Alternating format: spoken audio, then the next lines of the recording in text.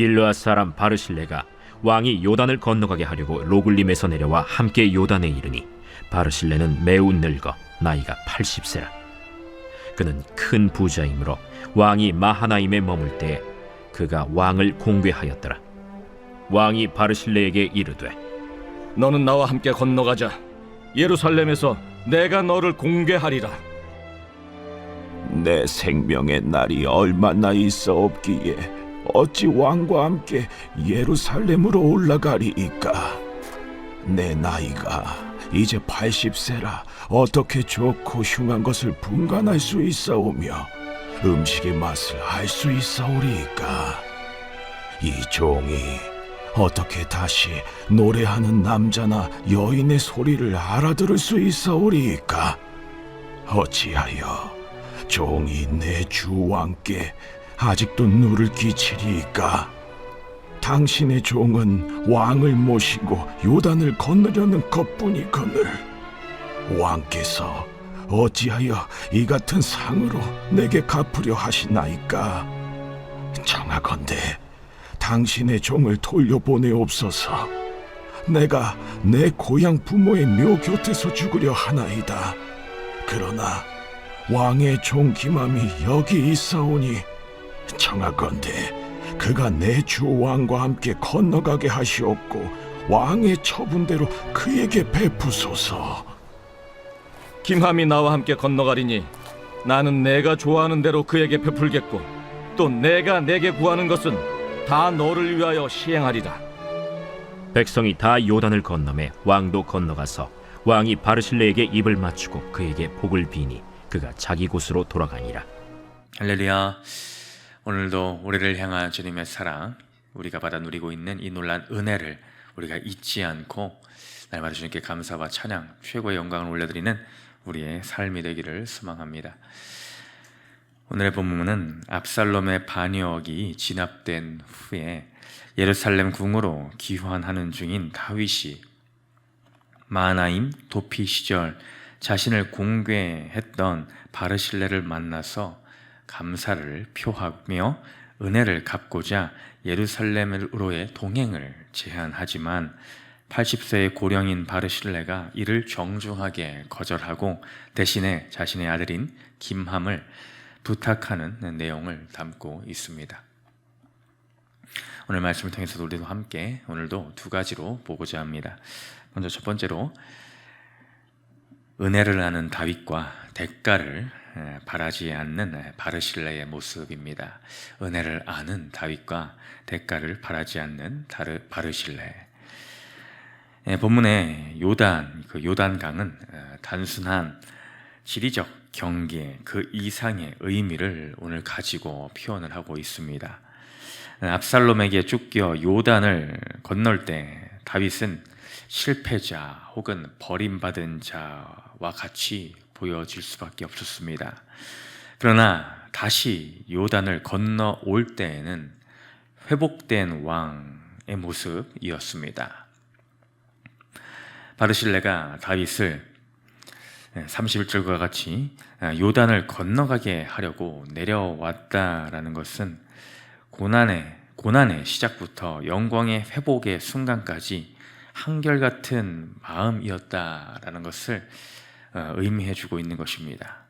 바르실레의 마음이 고난의 때에도 또한 지금 다시 회복하여 돌아오는 그때에도 예나 지금이나 변함없이 한결같이 왕을 향한 충성스럽고 사랑스러운 그 모습을 보여주고 있다는 것이죠. 또한 32절에 그는 큰 부자라 그가 왕을 공개하였더라 라는 표현에서 공개하다라는 이 말은 단지 음식을 대접했다는 뜻을 넘어 필요한 모든 것을 완벽하게 공급하고 책임졌다라는 뜻을 가지고 있습니다. 다윗이 가장 비참하고 굶주렸을 그때에 그 모습은 사무엘하 17장 27절에서 29절에 그때에 공개하는 모습이 기록되어 있죠.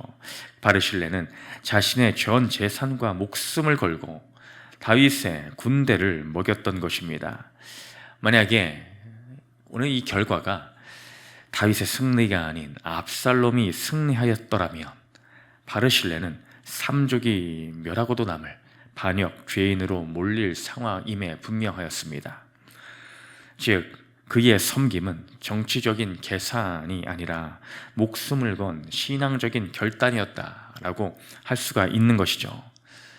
이러한 배경들 가운데 다윗은 왕권을 회복하자마자 바르실레를 챙기는 모습을 33절에 보여줍니다. 왕이 바르실레에게 이르되 너는 나와 함께 건너가자. 예루살렘에서 내가 너를 공개하리라. 이것은 다윗이 하나님의 은혜를 기억하는 건강한 영성을 가지고 있음을 보여줍니다. 반면 바르실레는 36절에서와 같이 내가 어찌 왕께 이 같은 상을 받으리까 라며 사양을 합니다. 여기서의 상이라는 말은 마땅히 받을 대가를 뜻하는 것입니다. 그냥 어찌저찌 하여서 받는 상이 아니라 마땅히 받을 만한 대가, 그것을 받아도 그 누구도 딴지 걸 수 없는, 받고도 남아야 될 그러한 상급을 말하는 것입니다. 바르실레는 그만한 대가를 받을 자격이 있었더라라는 것이죠. 그럼에도 바르실레는 자신의 행위를 소위 말하는 기브 앤 테이크의 거래로 만들지 않고 순수한 사랑의 행위로 남겨두기를 바랐습니다. 우리의 모습은 어떠합니까? 교회나 가정에서 혹은 직장에서 내가 이만큼 했으니 이 정도 받는 것, 이 정도의 대가를 내가 받아 누리는 것, 그것은 너무나 마땅한 것이 아닌가. 그만큼 나에게 인정을 해줘야 한다 라는 마음으로 내 안에 가득해 있지는 않습니까? 혹 그런 대가와 그런 대접을 받지 못할 때에 섭섭한 마음에 시험이 들고 있지는 않습니까? 우리는 바르실레와 같이 왕이 강을 건너가는 것 그것만으로, 내가 교회가 바로 서는 것 그것만으로, 주님의 이름이 높아지는 그것 하나만으로 저를 향한 보상은 충분합니다 라는 그런 고백이 있는 영성이 있기를 소망합니다. 사람들이 혹여 알지 못할지라도, 사람들이 나를 인정해 주지 않는다라고 할지라도, 아무도 나를 바라보지 않는다라고 할지라도 은밀한 가운데 주의 영광을 위해, 주의 이름을 위해 한 가지의 작은 실천을 오늘 우리는 해나가기를 소망합니다. 그러한 믿음의 순수성이, 바르실레와 같은 그 마음이 우리 마음 가운데 오늘 한 날 넘쳐나시기를 주님의 이름으로 축복을 드립니다. 마태복음 6장 3절 4절에는 이렇게 기록합니다. 너는 구제할 때에 오른손이 하는 것을 왼손이 모르게 하여 내 구제함을 은밀하게 하라. 은밀한 중에 보시는 너의 아버지께서 갚으시리라. 우리는 사람들이 보여질 때 하는 것 또한 그렇게 남의 눈에 어떤 평가를 원하고 바라며 하려 합니다. 그러나 안타깝게도 그러한 것으로 하나님의 갚아주심이, 그 상급이 날아가 버리는 것입니다. 우리는 보지 않을 그때에 은밀한 중에 갚아주신 하나님의 신실하심을 오늘도 기억하며 오늘 바르실레와 같은 모습이 되기를 바랍니다. 두 번째로는 아름다운 퇴장과 거룩한 세대교체, 아름다운 퇴장과 거룩한 세대교체입니다. 35절에서 바르실레는 자신의 신체적인 쇠퇴를 구체적으로 언급하고 있습니다. 내 나이가 라고 하는 그 말로 표현되죠. 내 나이가 이제 80세라 어떻게 좋고 흉한 것을 분간할 수 있사오며 음식의 맛을 알 수 있사오리까? 이 중에 어떻게 다시 노래하는 남자나 여인의 소리를 알아들을 수 있사오리까? 라는 이 말은 이 노년을 맞이한 지금의 자신의 신세에 대한 한탄이 아닙니다. 단순한 그런 푸념 또한 아닙니다. 세상의 감각적인 쾌락, 왕궁에 가면은 온갖 산의 진미가 펼쳐질 것이 않겠습니까? 그것뿐만이 아니라 많은 것들을 누릴 수 있을 것입니다. 그런 것들이 이제는 더 이상 나의 영혼의 기쁨이 되지 못함을 고백하는 고도의 영적인 상태를 나타내주고 있는 것입니다. 그는 육신의 쇠약함을 원망하고 있지를 않고 오히려 그것을 하나님 앞에 이제 내가 단독으로 설 준비를 하라는 사인으로 분별하고 있는 것이다는 것이죠. 37절에서 그는 내 고향 부모의 곁에서 죽으려 하나이다 라고 말하고 있습니다. 예루살렘 왕궁은 화려하지만 내 자리가 아니요, 소박하더라도 하나님이 내게 주신 기업의 자리, 그 고향 땅을 내가 지키겠다라는 결단을 하고 있는 것입니다. 이것은 세상의 영광보다, 그 화려함보다 하나님이 정해 주신 분수를 지키며 내가 이제 거룩하게 주님이 주신 이 인생을 마감하겠노라라는 종말론적인 영성을 우리들에게 보여주고 있습니다. 그런데 여기서 바르실레는 자신의 기회를 내려놓는 대신에 아들 김함을 다윗에게 부탁합니다. 그는 다음 세대가 다윗 왕의 은총 아래에서 자라나기를 바란 것이죠. 훗날 예레미야 41장 17절에서 보면 베들레헴 곁에 있는 김함의 거처, 김함의 여관이라는 지명, 즉 게롯 김함이 나오는데, 이는 다윗이 김함에게 자신의 고향 땅 일부를 떼어 주었음을 암시해 주고 있는 것입니다. 그러므로 인해서 어떻게 됩니까? 바로 베들레헴, 그 땅은 무슨 땅입니까? 예수 그리스도 온 인류의 구원자가 이 땅 가운데 오시는 그 길, 그 지명이지를 않습니까? 바로 그의 이런 섬김, 다음 세대를 위한 준비, 이것을 통하여 예수 그리스도의 메시아가 이 땅 가운데 오시는 통로로서 그의 가문이 쓰임받았다라는 것입니다. 그의 퇴장은 다음 세대를 살리는 거룩한 마중물이 되었더라라는 것이죠.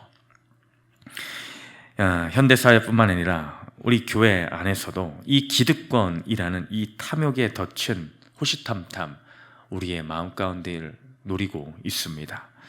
이 땅에서 영광을 움켜쥐고 놓지 않으려 하는, 또한 싫어하는 그것으로 말미암아 교회 안에서도 갈등이, 온갖 싸움들이 생겨나곤 합니다. 기존의 기성세대와 떠오르는 세대 간의 갈등과 분열이 그러한 것들로 인해서 초래되곤 하죠. 오늘 우리는 바르실레와 같은 내려놓음의 미학이 있어야 될 것입니다.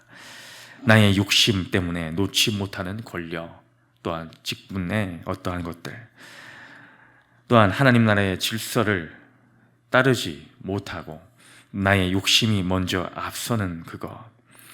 오늘 바르실레는 자신의 퇴장할 때를 알았습니다. 내려놓아야 할 때를 알았습니다. 그리고 자신의 다음 세대를 왕께 부탁을 합니다. 오늘 우리는 주님 앞에서 이러한 모습이 있습니까? 여전히 나의 욕심 때문에 내려놓지 못하고 있는 그 무엇이 있지는 않습니까?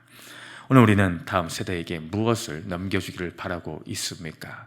화려한 왕궁의 것, 화려한 땅, 토지, 재산들, 그런 것들을 넘겨주려고 애쓰고 힘쓰고 있는 것이 아니라 우리는 예배의 유산을, 또한 하나님과의 기도의 관계를 주님 앞에서 어떻게 섬겨야 될 것임을, 그런 것들을 넘겨주고 은혜의 자리에 우리의 자녀들을 밀어 넣음으로 그 자리 가운데서 안식과 기쁨과 평강을 경험하고 체험하는 우리 모든 세비 공동체가 되기를 주님으로 축복드립니다. 또한 우리 기성세대들은 그런 징검다리의 역할을 바르실레와 같이 감당함으로 주님으로부터 칭찬받는 그 자리에 함께 거하기를 주님의 이름으로 축원드립니다. 넘기셔서 세 번째 질문 읽고 마치겠습니다. 시작. 나의 헌신과 겸손은 자녀와 다음 세대에게 영적 유산으로 흘러가고 있습니까? 내가 주께 맡겨야 할 김함은 누구입니까? 기도합니다. 사랑과 은혜가 풍성하신 하나님 아버지, 오늘 말씀을 통해 변함없이 우리를 깨우치시고 말씀의 진리 가운데 거할 수 있는 은총을 허락하여 주심에 감사드립니다. 우리가 받아 누린 은혜와 사랑이 너무나 크고 놀랍습니다. 그것에 우리는 또한 더 무슨 대가를 바라고 이 신앙생활을 하는 거칠의 모습이 있지는 않습니까? 오늘 바르실레와 같은 믿음의 순수성이 우리 마음 가운데 회복되기를 소망합니다. 대가를 바라는 것이 아니라 내가 받은 이 구원의 은혜가 이미 족하오니 그것을 말미암아 주님을 찬양하며 주님의 이름에 영광 올려드리며 또한 나의 욕심을 내려놓고 나의 탐욕을 걷어놓고 다음 세대를 맡기며 그것이 나에게 맡겨주신 주님의 역할임을 고백하는 우리 복된 공동체 되게 하여 주시옵소서. 감사드리며 예수님 이름으로 기도드렸습니다. 아멘.